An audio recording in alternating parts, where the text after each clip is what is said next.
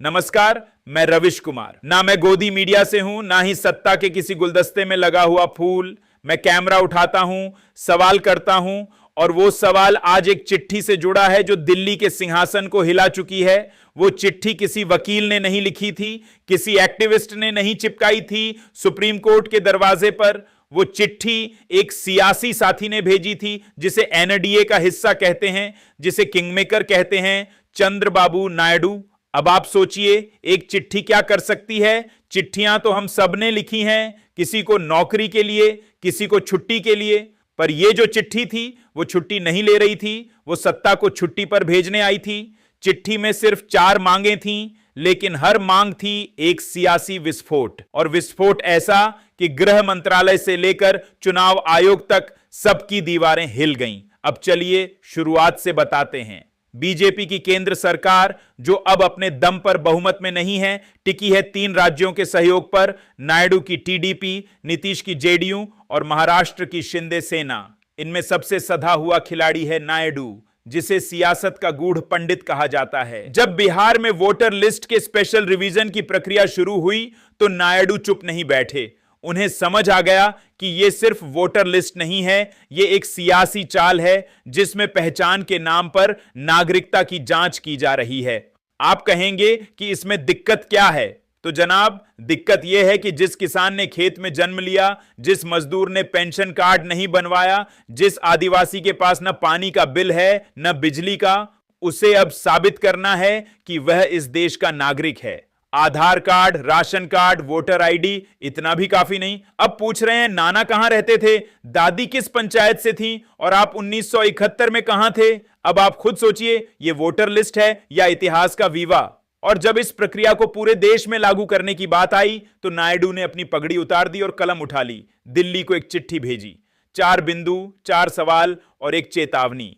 पहली मांग, voter list की रिवीजन चुनाव के 2 महीने पहले नहीं, 6 महीने पहले हो। मतलब साफ है, जनता को वक्त दो कागज तैयार करने का।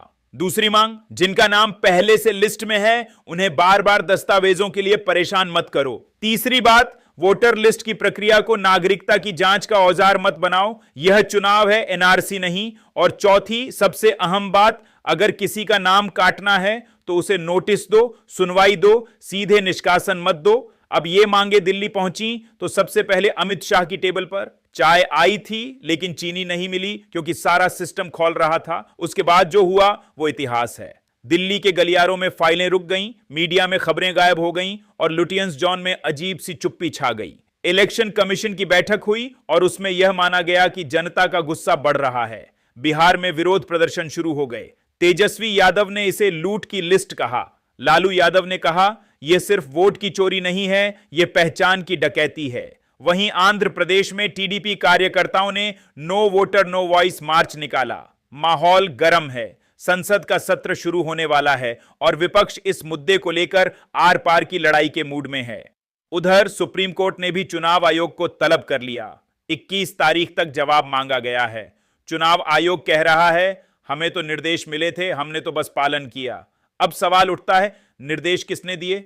गृह मंत्रालय ने या अमित शाह ने खुद?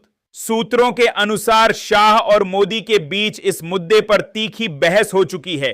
मोदी जी इस प्रोजेक्ट को जारी रखना चाहते हैं ताकि 2025 के चुनावों में क्लीन लिस्ट के नाम पर क्लीन स्वीप हो, लेकिन शाह कह रहे हैं अभी आग लगी है, अगर और हवा दी गई तो लपटें सुप्रीम कोर्ट तक पहुंच जाएंगी। अब आरएसएस भी नाराज है। मोहन भागवत कह चुके हैं, अगर आपको फूल ज्यादा मिलने लगे तो समझिए अब बाहर का रास्ता तय है।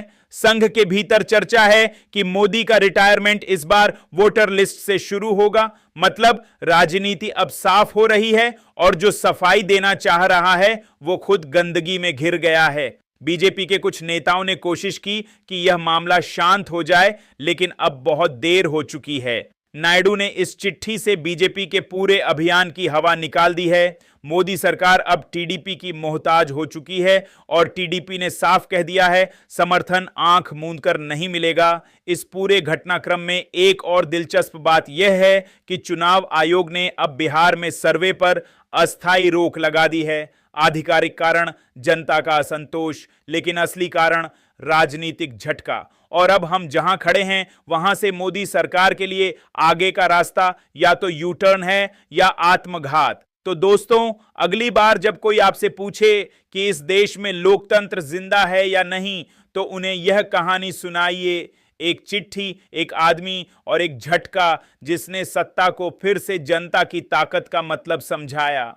याद रखिए, अब देश में चुनाव प्रचार से नहीं, प्रतिरोध से जीते जाते हैं, और ये प्रतिरोध अब चिट्ठियों के जरिए होता है, जिसे आप चाहें तो क्रांति भी कह सकते हैं।